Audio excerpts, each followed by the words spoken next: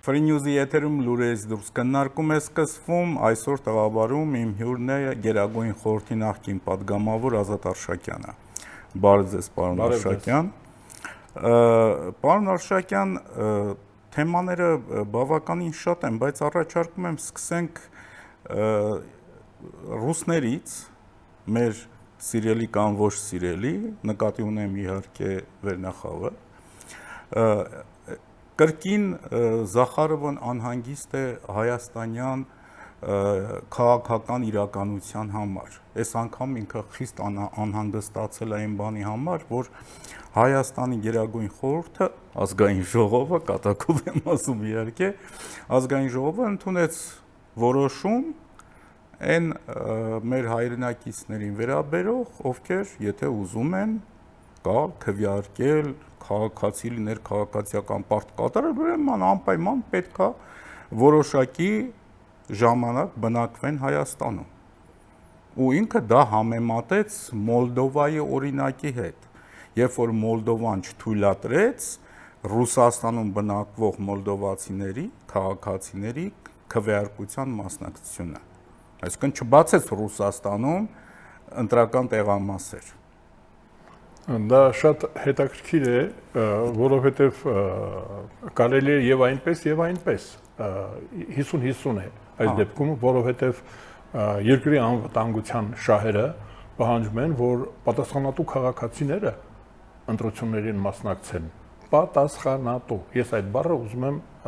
ընդգծել։ Մարդիկ, որոնք որ հարկեր են մուծում, բանակ են գնում, զրկանքներ են կրում, կամ շահ են ստանում, վայելում են իրենց ընտրած իշխանության արդյունավետ կառավարումը։ Տեսեք ինչ է, մարդը ինքը իր կյանքը կարգավորում է, բայց նաև շատ կարևոր է հայրենասեր։ Ես առանց ճակերտների եմ ասում, իսկապես հայրենասեր արտասահմանում ապրող, այլ երկրում ապրող քաղաքացիների կարգավիճակը, նրանք էլ են ուզում մասնակցել հայրենիքում տեղի ունեցող կարևորագույն միջոցառմանը։ Այսինքն նրանց ճանապարհը փակելը մի տեսակ ստացվում է, որ անպատասխանատու քաղաքացի է հայտարարում։ Այսինքն բաժանում է տեղի ունենում լավերի եւ վատերի, արժանավորների եւ անարժանների, արժեք ունեցող ճիշտ քաղաքացիների կամ սխալ քաղաքացիների, կիսա քաղաքացիների եւ հետո մեր այդ երկքաղաքացիության օրենք, շատ երկրներում կան երկքաղաքացիության օրենքներ։ Ես օրինակ մտածում եմ, որ պետք է մենք ձևը գտնենք, սփյուռք է, անկախ նրանից դու քաղաքացիությունը պահպանել ես, թե չես պահպանել, ծագումով հայերը, նախ եւ առաջ ծագումով հայերը, անկախ նրանից նա որտեղից է, Արևելահայաստան, Արևմտահայաստան, ադրբեջանական Հայաստան, վրացական Հայաստան, հասկանալի է, չէ՞, պարսկական Հայաստան, այսինքն հայերը, էթնիկ հայերը պետք է ինչ-որ կարգավիճակ ունենան, անկախ նրանից թե նրանք որտեղ են ապրում, բայց ընտրություններին մասնակցել, մեզ բանակ ուղարկել, պատերազմ հայտարարել կամ մեր բյուջեն կարգավորել, մեր փողերը, ինքը չի մասնակցում, հարկեր ինքը տալիս է, ասենք ուրիշ երկրում, որտեղ որ ֆրանսերեն լեզուն է զարգանում, ու ինքը այստեղ կրճատում է կամ խրախուսում է հայոց լեզվի զարգացումը, օրինակ մշակույթի կամ լեզվի, կուլտուրայի կամ ինչպես ասենք հիմա մեր մոտ դրանք բոլորը միացել են կրթության համակարգի համար նախատեսված բյուջեի քննարկմանը, ինքը փաստորեն մասնակցում է իր ընտրած падգամավորի միջոցով, ու այդ падգամավորը փակում է հայոց լեզվի զարգացման ճանապարհը, որտեղ ինքը ֆրանկաֆոն է։ Այո։ Տեսեք, խճճված է։ Ես կարծում եմ, որ մենք դրան պետք է լուրջ քննարկումներ անցկացնենք կൂട്ടակային սկզբունքով, գանք եզրակացության ինչ չափի իրավունքներ պետք է ունենան Հայաստանի Հանրապետության քաղաքացիները արտասահմանում ապրող եւ Հայաստանի Հանրապետության ոչ քաղաքացի հայերը արտասահմանում ապրող։ Մենք պետք է դրան շատ լուրջ մոտենանք։ Օրինակ շատ ժամանակներ առաջ անհիշելի, այդ ես եմ մենակ հիշում, երբ հիմա ձեզ էլ կասեմ, մեր հետևորդները կիմանան, Հարութ Սասունյան, Հրանուշը Հակոբյան մի բան արեցին, նախաձեռնություն սկսեցին Հայաստանի Հանրապետության ազգային ժողովի երկրորդ պալատի մասին։ Սփյուռքի։ Սփյուռքի Այո։ մասնակցությունը Այո, ես հիշում եմ։ Հայաստանի Հանրապետությունը ազգային ժողովի աշխատանքներին, բայց երկրորդ պալատի կարգավիճակով, որը իրավունք չունի միջամտելու Հայաստանի ներքին գործերին, բայց հայապահպանության ծրագրերին կարող է մասնակցել։ Այսինքն ազգային ժողով, առաջին պալատը դա Հայաստանի Հանրապետության գործերով է զբաղվում, երկրորդ պալատը էլի ազգային ժողովին է։ Դա մի տեսակ պաշտոն տալն էր Սփյուռքի հասարակական կազմակերպություններին, այսինքն Նման պատվո հյուպատոսի ինստիտուտի, չէ՞։ Սփյուռքի մեր տարբեր երկրներում տարբեր գրանցում ունեցող հայապահպան կազմակերպություններ կան։ Ասենք Ֆրանսիայում մի կարգով է դա գրանցվում, Գերմանիայում մի այլ կարգով, բայց այդտեղ գրանցված պաշտոնյաները հասարակական կազմակերպության կամ մշակութային կամ համայնքային, ինչպես կուզեք, ասենք Ֆրանսիայում եւ Ամերիկայում, Ռուսաստանում բազմաթիվ համայնքներ կարող են լինել։ Այդ ընտրված ղեկավարները, այնտեղի օրենքներով ընտրված ղեկավարները ավտոմատիզով դառնում են վերին պալատի, երկրորդ պալատի պատգամավոր։ Բայց նրանք մեր երկիրը չէին կարող պատերազմի մեջ ներքաշել կամ խաղաղություն հաստատել։ Ուրեմն այդպիսի ծրագիր եղել է։ Այդ դրա վրա որպես հիմք ընդունելով ես տեսեք հեղինակներին նշում եմ Հարութ Սասունյան եւ Հրանուշ Հակոբյան։ Դա քննարկել են։ Դա արժե շատ խորը եւ լուրջ քննարկման առարկա դարձնել ու գալ հասարակական լուրջ քննարկումից հետո եզրակացության ինչ իրավունք ունի Հայաստանի Հանրապետության քաղաքացին արտասահմանում եւ մեր երկրում։ Օրինակ ընտրելու իրավունք ունի, թե չէ։ Հարկերի հարցում ինչ պետք է հարկեր վճարի, թե մենք օրենք ունենք, չէ՞, միայն միտեղ հարկվելու մասին։ Կրկնակի հարկման դեմ մենք օրենքներ ենք ընդունում բարեկամ երկրների հետ։ Հիմա ես ասում եմ, բայց դա հետաքրքիր է, չէ՞, մենք հավասար իրավունքներ ունենք, բայց դու հարկը վճարում ես ես վճարում եմ իմ երկրում, ինքը վճարում է այնտեղ։ Մենք ուրեմն հավասար չենք, մենք տեսեք ինչքան խնդիր կա։ Ես կարծում եմ, որ նախ եւ առաջ Հայաստանի Հանրապետության շահը նույնիսկ կարելի է առանձին այդ համայնքների համար որոշում կայացնել, այսինքն թողնել բաց։ Օրինակ, եթե Ռուսաստանը ճիշտ այնպես, ինչպես այս անգամ կոպտորեն միջամտում է Հայաստանի Հանրապետության ներքին գործերին գաղութացման ծրագրով, այսինքն նվաճողական ծրագիր ունի, ընտրությունները որպես էքսպանսիայի գործիք են օգտագործում, որպես գործիք, ուրեմն իհարկե փակել, օդանավակայանը փակել, մաքսային ճանապարհները, սահմանները փակել, այսինքն զենքը գալիս է, դիվերսանտը, այդ մարդը, որ Հայաստանի Հանրապետության քաղաքացի է եւ խոպանչի է, կոպիտ ասած,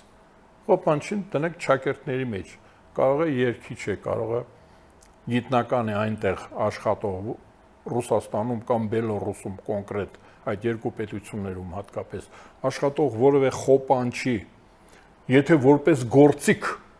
այդ երկրների շահերը պաշտպանելու համար ներխուժում է Հայաստան, հարկավոր է նրանց ճանապարհը փակել, նույնիսկ ընդհակառակը, եթե գալիս է դիվերսիոն նպատակով, քրեական օրենսգիր կաշխատացնել։ Այլ արգելափակել էս բaragայում։ Ոչ միայն փակել, այլև արգելափակել։ Այսինքն մենք կարող ենք նաև ճկուն օրենք ընդունել, եթե ասում եմ մարդը քաղաքացի է եւ շահագրգռված է Հայաստանի կյանքով, իր հարազատներով, իր հայրենիքով, գալիս է թող գա ընտրի, բայց եթե գալիս է որպես վնասարար գործիք այդ երկրի շահերը պաշտպանելու համար մեր երկրում, մենք նրան պետք է նրա ճանապարհը փակենք, իրեն եթե պետք լինի արգելափակենք։ Իմ կարծիքը դա է։ Կարելի է ասել, որ նույնը վերաբերելի է նաև ընտրակաշառքին, հա, որը մենք տեսանք, հա։ Այո։ Ասում են, որ թվերը ահա որ շատ են, փաստերը, դեպքերը, բայց դե իհարկե մենք տեսել ենք մի քանի տասնյակ ձայնագրություններ, ասում են, որ դրանք իրականում ավելի շատ են ու շարունակաբար հրապարակվում են։ Եթե մարդը վաճառում է իր խիղճը, ու կա դրա գնորդը, ուրեմն պետք է այնպես կտրել, այնպես առնել դրա դեմը, որ ոչ վաճառող, այնպես գործարքը տեղի չունենա, չկայանա այդ գործարքը։ Ցավոտ պետք է լինի, ես ձեր այդ ասածը կասեի ցավ պետք է պատճառել դրանց։ Ու երկար պետք է այդ ցավով տառապի մարդը, ով որ հայրենիքի ազատությունը, տվյալ դեպքում հայրենիքի խնդիրը կա, անկախության խնդիրն է դրված, որովհետև այն ուժերը, ովքեր որ ընտրակաշարք են բաժանել, նրանք խնդիր են ունեցել հայրենիքը զրկել ազատությունից եւ ժողովրդին զրկել ժողովրդավարությունից։ Երկու բան է լուծվել։ Ժողովրդավարությունն է եղել թիրախը եւ անկախությունը։ Այսինքն, եթե որևէ մեկը մենք մի քիչ առաջ մեր գաղթը ճակերտների մեջ վերցնեմ, որպես զենք էր օգտագործում մեր երկրի դեմ, մեր ժողովրդավարության դեմ, այս դեպքում փողը դառնում է գործիք, որով որ նույն թիրախն են ընտրում ժողովրդավարությունը եւ անկախությունը։ Այսինքն մենք հիմա կաշառք երբ որ ասում ենք, հասկանում ենք, որ ինչ որ մեկը տենդեր է շահել կաշառատվությամբ, կաշառակերությամբ, բիզնես գործ է արել կամ պաշտոնի է տեղավորել կամ կալանքից է ազատ։ Այսինքն ինչ որ բանում ապօրինի շահ է ստացել։ Սա կրկնակի եւ վնաս է եւ շահ ստանալն է, փող է ստանում, փող է բաժանում, ինչ որ գործ է անում։ Եվ երկրորդը, որ շատ կարևոր եմ համարում, ինքը ապրանք է դարձնում ուրիշների կյանքը, հայրենիքն է դարձնում ապրանք, այսինքն վաճառում է ժողովրդավարությունը եւ անկախությունը որոշակի գումարով, եւ ասեմ չնչին գումարով։ Գումարն էլ մի բան չի։ Այն ինչ նպատակի համար ինքը վաճառում է, չնչին հայկականում այդ գումարը, այո։ Պարոն Մկրտչյան, մեր կարծիքով մեր երրաբլուրը տեսեք։ Մարդիկ կյանքն են դրել անկախության համար, ժողովրդավարության համար։ Մարդիկ իրեն զավակներին են ուղարկել, եղբայրներին, ծնողներին, տեսեք ինչ արժի ժողովրդավարությունը եւ հայրենիքը, կյանք, հազարավոր մարդկանց կյանք արժի։ Ու հանգար դու դա այս ամենաթանկը կարծեմ $600,000 ա եղել, չէ՞, այն մի հոգին որ կալանավորված է, $600,000-ով։ Բայց ամենաթանկը դա է, ես լսել եմ մի քանի $100 հայրենիքը ծախելու մասին։ Չէ՞, զինվորականներ կային, դատավարություններ են եղել, մենք գիտենք։ Մի քանիսը հայրենիքն են ծախել, մի քանի $100-ով, մի քանի հազար, այդ մեկը $600,000 էր ծախել, այստեղ $6 են ծախում հայրենիքը։ Հայրենիքը ապրանք չի, վաճառքի ենթակա չի։ Իմ կարծիքը կոշտ է եւ գուցե ծայրահեղ համաձայն եմ դրա հետ։ Խիստ պետք է պատժվեն նրանք, ովքեր որ երկու կարգի հանցագործություն են կատարում։ Մեկը հայրենիքի դեմ, որ հայրենիքը վաճառում են, մյուսը որ ընդհանրապես ապօրինի գործարք են անում։ Այդ կաշառակերությունը ապօրինի կաշառատվությունը ապօրինի գործարք է։ Ապօրինի գործարք եւ հայրենիքի դեմ։ Երկու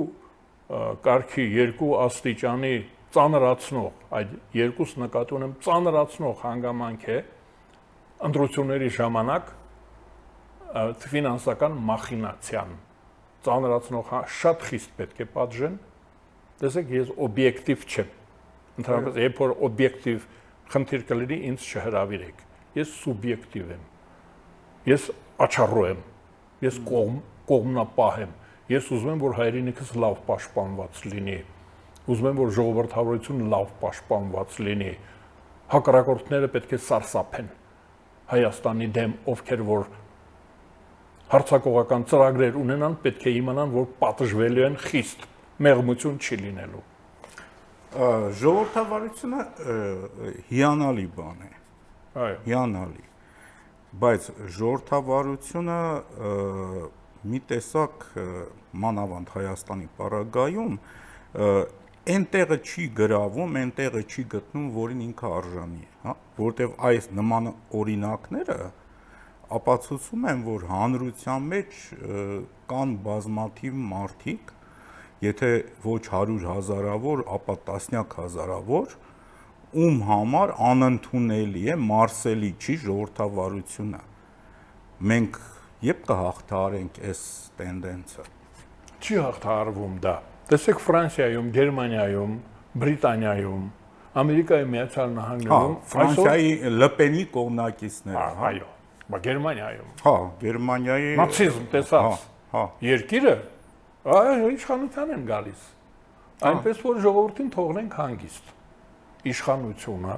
իր գործիքներով պետք է դա կարգավորի։ Այսինքն պետություն եւ ուժային կառույցները դրանք պարտադրանք են։ Ժողովրդավարությունը պարտադրվում է։ Դա պարտադրվող համակարգ է իշխանության։ Միշտ առանց այլընտրանքի։ Այո, պարտադրվողը պետությունը դա պարտադրանք է, հարկահավաքություն է, զինվորական ծառայություն է, տուրքեր է, կարգապահություն է, համակեցություն է, պետությունը, քաղաքակրթությունը դա պարտադրանք է, քաղաքավարությունը պարտադրանք է, լեզվի որոշակի կանոնը պարտադիր է, այս լեզվով խոսել։ Մեր հարաբերությունները համաքաղաքացիների հետ պարտադրված են, մենք շատ բաներ կուզենանք մեր բնազներից ելնելով, մեր ծագումից ելնելով, շատ բան կուզենանք անել, բայց պարտադրված է հանդուրժողականություն եւ այլն։ Ես կարծում եմ, որ վտանգ չի, մեր ժողովուրդը չի, նույնիսկ ես կարծում եմ, որ ոչ միայն չի գերազանցում այդ մարգինալության սահմանը, հասկացա, դուք նկատում եք, որ պետքա գայթակղությունը վերացվի եւ հարկադրանք լինի։ Ոչ միայն գայթակղությունը, այլ նաեւ պետք է իմանան, որ ջան պատժվում է, ծայրահեղականությունը, երբ մենք ասեցինք դրանուն դրեցինք դավաճանություն եւ ֆինանսական մախինացիա։ Այսինքն ապօրինի բիզնես, ապօրինի գործարք, ֆինանսատնտեսական եւ հայրենիքի ապրանքայնացում։ Այդ երկուսն էլ արգելված են օրենքով, դա պատժվում է։ Եթե պատիժ չլինի, կծախեն։ Ծախում են մարդիկ, մանավանդ այդտեղ առանձնացնենք մեզ, կամաց ասեմ։ Մենք հայերս գործարար ժողովուրդ ենք։ Իհարկե։ Դե եթե հայրենիքը առնող կա, իմ 30 արծաթն ասում է տուր։ 30, եթե 30 արծաթով Աստծո որդուն հանձնեցին, բայց ժողովրդի մասին ինչ ասենք։ Այո, ունեցել ենք վասակներ, գետադարձներ եւ այլն։ 30 արծաթին մուննատ։ Ես ասում եմ, որ մենք սահմանը չենք գերազանցում, ընդհակառակը։ Ես կարծում եմ, որ առանց ռեպրեսիվ ապարատների, առանց պատժիչ բաների մենք եւ հայրենասեր ենք եւ հարգում ենք օրենքները, օրենք շատ բան։ Ասել է թե ժողովրդավարությունը կարգ ունի նաեւ ռեպրեսիվ միջոցների։ Այո, պաշտպանված պետք է լինի ժողովրդավարությունը եւ անկախությունը։ Դրանք պետք է բրոնզկասը, սվինով, էլեկտրական աթոռով պաշտպանված լինեն։ Երբ մենք ընդ որում դրա մասին նաև խոսել ենք մի անգամ, երբ մենք մեր պատմությանն ենք նայում, հենց հետադարձ հայացքով, մեր ժողովուրդը եւ ժողովրդավարությունը իրար շատ մոտ են։ Այո։ Եթե մենք հիշենք ռեսերի ընտրությունները, ռեսեր չէ կոչվում է տարիներին, թե Օսմանյան կայսրությունում, թե Իրանում, թե Ռուսաստանում, այսինքն հայը երբեք ճորտ չի եղել, հայը երբեք ստրուկ չի եղել եւ ամենափոքր գյուղի գյուղապետը անգամ չնայած թե որ կայսրությունն է եղել, միևնույն է եղել ընտրովի։ Այսինքն մեր արյան մեջ ընտրովի այդ տարբերակը այլընտրանք չունի։ Այո, ձայն բազմաց։ Այո, ես ձեզ ասեմ, մենք ունենք գրավոր փաստաթուղթ։ Շատ ժողովուրդներից առաջ ենք ընկել 1700 տարի առաջ Աշտիշատի հռչակագիրը կա։ Հրաշալի բան է դա, ժողովրդավարության մասին է, սոցիալական ծառայությունների մասին է, ընտանիքի մասին, ամուսնությունների մասին, ազգականների մեջ ամուսնությունը արգելվում է, մինչև 16 տարեկան աղջկա ամուսնությունը համարվում է սեռական հանցագործություն։ Ճապոնիայում այս տարի քննարկում են 13 տարեկան աղջկա ամուսնությունը հանցագործություն է, թե չէ։ Մինչև 13 տարեկան այսօր Ճապոնիայում կա։ Այս տարվա գարնանը Ադրբեջանը օրենք ընդունեց 16 տարեկանում ամուսնության Նաև արյունակից ազգականների միջև կարդացել են մեր այս խաղաղության ծրագրի մեջ երևի երես են առել հայերի մասին բան ասել են, տեսեք, սրանք 1700 տարի առաջ կրկնել են օրենքը, այդ օրենքը եղել է ավելի հին, տեսեք ինչ հետաքրքիր հրամանկը Արշակ II արքայի հրամանագիրն է դա, տեսեք ժողովրդավարությունը, ժողովրդավարության մասին է արքան միապետը ժողովրդավարության մասին եւ վարվեցողության, բարեկրթության, բարեվարքության մասին մենք ունենք օրենք 1700 տարի գրված օրենքը գրված է տեսեք ուզում ասել որ ժողովրդավարությունը այդ բռնապետները հայտնի նորից կարող ենք հետ գնալ չէ հենց Արշակ II-ի օրոք, երբ որ ոչնչացրեցին ապստամբ նախարարներին, ունեցվածքը մնաց անձեռնմխելի։ Ունեցվածքի անձեռնմխելիությունը, ունեցվածքը անհատի ազատության, անհատի տարածքի անձեռնմխելիությունն է, այսինքն ունեցվածքից բխում են, ըստ ես դրանք անցել եմ, Մարքսն ու Էնգելսը ասում են սեփականությունը որպես աղետ Սեփականությունը հանում ես մարդիկ դառնում են երջանիկ։ Մենք այդ սեփականությունը համարել ենք սրբազան գործ, մարդու տարածքը սեփականությունը անձեռնմխել է նույնիսկ պետական դավաճանության մեջ կասկածվող կամ դատապարտված մարդի ունեցվածքը, նրա հարազատների կյանքը եւ կարգավիճակը եղել են անձեռնմխելու։ Մեր օրենքներն տարբերություն ներկայիս Ռուսաստանի շատ երկրների Ռուսաստանը ոսկե հորդայի իրավահաջորդն է Լևոն Տեր-Պետրոսյանը շատ լուրջ դա մեզ բացատրել է խանությունը միակ սեփականատերը դա ցարն է մնացած բոլորը խալոպ են ճորտ են մի սեփականատեր կա դա խանն է կամ ցարը մեր մոտ այդպես չի եղել Քանի որ թեման մի տեսակ չի հեռանում Ռուսաստանի այն ձեռնարկած Ռուսաստանին ենք հանդիպում ընդ որում ցարին հանդիպեցինք Ռուսաստանին հանդիպում ենք նաև Ուկրաինայի պարագայում Կենտրոնական Ասիայի պարագայում ցավոք էս մեր վերջին 300 տարվա պատմության ընթացքում ու այսօր Ռուսաստանը փորձ արեց մեզ պատժել այո պատժեց խփելով հայ գյուղացուն ավելի շուտ աշխատող հայ մարդկանց հա այո բայց իրենք ոնց ասեմ շատ պրիմիտիվ են մտածում հայ մարդը երբեք ընկրկող ու ընկճվող չի երբ որ այսօր մենք տեսնում ենք հա ճիշտ է փոքր քանակությամբ համեստ ծավալներով բայց սկսվել է հայկական գյուղմթերքի, հայկական ապրանքների արտահանումները իհարկե փառք ու պատիվ Եվրամիությանը, որ այս անգամ շատ արագ արձագանքեց այո։ Ու այսօր մենք տեսնում ենք, որ միգուցե մեր մոտ ապագայում ուղղակի մի քանի տարի հետո մենք կծիծաղանք այսօրվա իրականության վրա ու կասենք փառք Աստծո, որ այդ իրականությունը եղավ, փառք Աստծո, որ ռուսները սահմանափակումներ մցրեցին։ Չկա չարիք, իհարկե, առանց բարիք։ Իհարկե։ Հարկավոր է պլյուսացնել մինուսները։ Ցանկացած մարտահրավեր հարկավոր է դարձնել նվաճման հարթակ։ Շանս։ Այո, այսինքն հիմա մենք շանս ենք ստացել նախ եւ առաջ դուրս գալ ճորտատիրության կարգավիճակից։ Այսինքն ով ասեց, որ մենք Ռուսաստանի համար գյուղմթերք արտադրող ենք։ Ճորտ ենք, այսինքն մենք դա հայտնի բան է, ամբողջ ներողություն։ Ամբողջ միջնադարը դրա մասին է, չէ՞, գյուղացին աշխատում է, ազնվականը ուտում է։ Այսինքն իրենք իրենց ազնվական են համարում, մենք էլ ճորտա, մենք պետք է ծիրանաճեցնենք,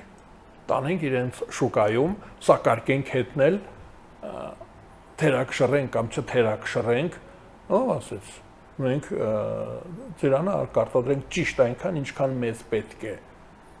Ինչքան որ մեզ ինչքանը վաճառվելու է լավ գնով, այս ինչ երկրում։ Հա, թողան տանեն մենք մի քիչ առաջ խոսեցինք, որ մենք ճորտացված չենք եղել, ու դա էր պատճառը ցարական Ռուսաստանում, որ խտրական վերաբերմունք կար հայերի, հрьяաների նկատմամբ, լեհերի, հայերի, հрьяաների նկատմամբ խտրական վերաբերմունք կար, որտեղ համարում էին պետական քաղաքականություն էր դա, պետությունը դա գիտակցում գնահատում էր, ասում էր, քանի որ դրանք ճորտեր չեն եղել, ազատ մարդ են, նրանք ավելի գործունյա են, իսկ քանի որ ռուս ժողովուրդը ճորտացված է եղել, կաշկվանդած է եղել, կրթություն չի ստացել, դրանք պարզապես ընկճեն ռուս ժողովրդին։ Դրա համար, օրինակ հрьяաների համար սահման էին դրել, որոշակի տեղից չի կարելի առաջանցնել։ Այսինքն կենտրոնական Ռուսաստան հрьяաները չեն կարող գնալ, որովհետև ռուս ժողովրդին կմոլորեցնեն։ Հայերի համար, որպես աղանդավորի պիտակ էր դրված, որ հայը արմյաշկան աղանդավոր է, դա իսկական քրիստոնյա չի, ավելի վատն է, քան թե մահմեդականը, որովհետև հայերը կգան կկազմակերպեն ռուս ժողովրդի կյանքը, շահույթ կստանան։ Իրենք տեսնում էին, չէ՞, որ ցանկացած հայ, լեհ, հրյա, գերմանացի դատարկ, հա, ուսապարկով գալիս է Ռուսաստան եւ ձեռքի բերում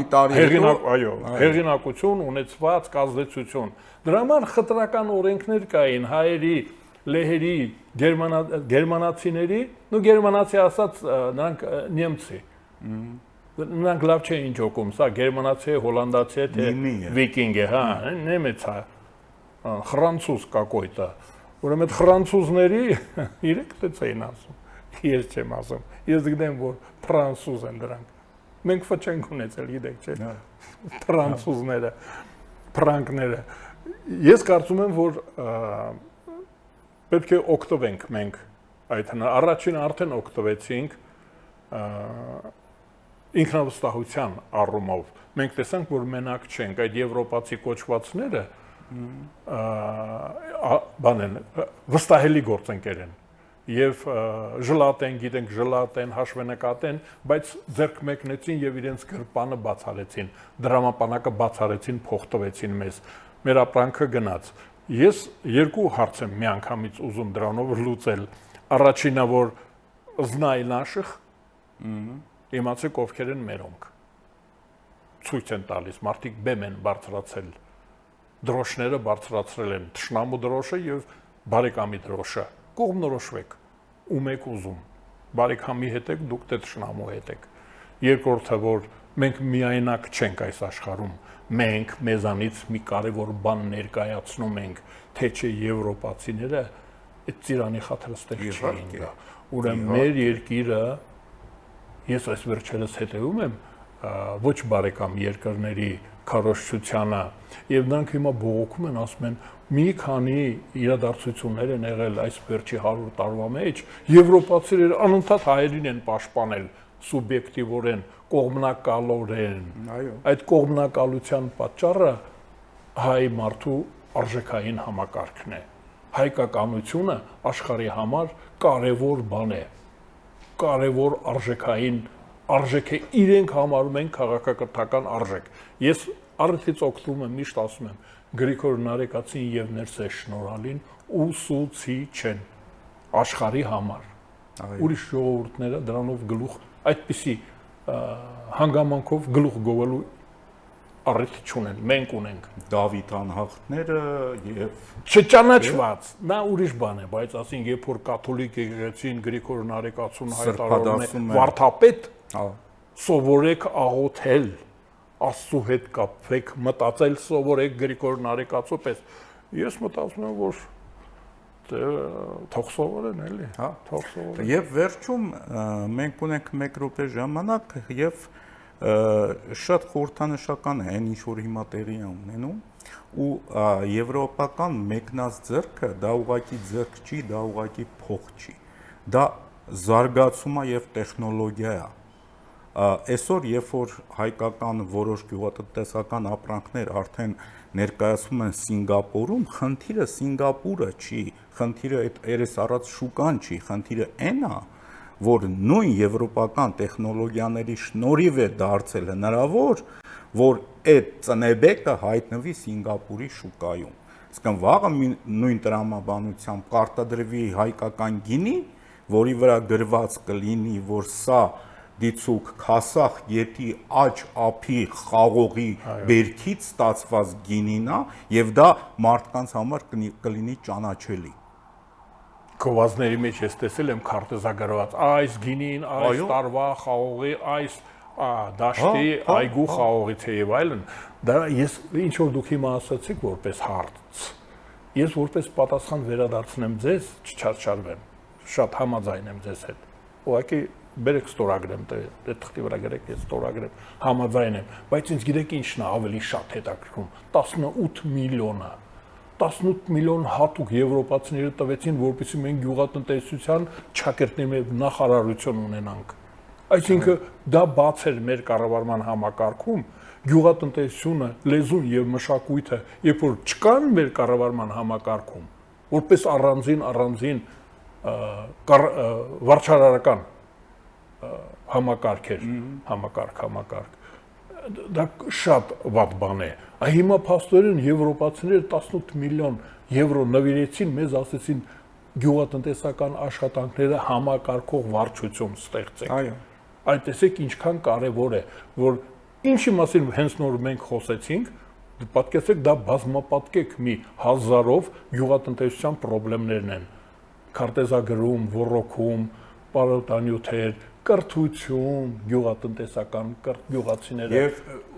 ներողություն, որ ընդհատում եմ, քանի որ ժամանակ վերջանում է, որ տակացանք էլի։ Հա, հազիվ տակացել են։ Դա մեծ հնարավորություն է, որ մեր գյուղատնտեսությունը ուղղակի ինքնաբավություն ապահովող բանից ինքը վերածվի Այս նեբեկն է հետաքրքիր։ բրենդներ, Խորդենի, նեբեկ, բրենդներ արտահանող կառույցի, որին դեպի որը մենք գնում ենք։ Շնորհակալություն։ Շնորհակալ եմ։ Եվ վերջում հիշեցնեմ, որ հաղորդման հյուրն էր Գերագույն խորհրդի նախկին պատգամավոր Ազատ Արշակյանը։ Լավ կլինի։ Ցտեսություն։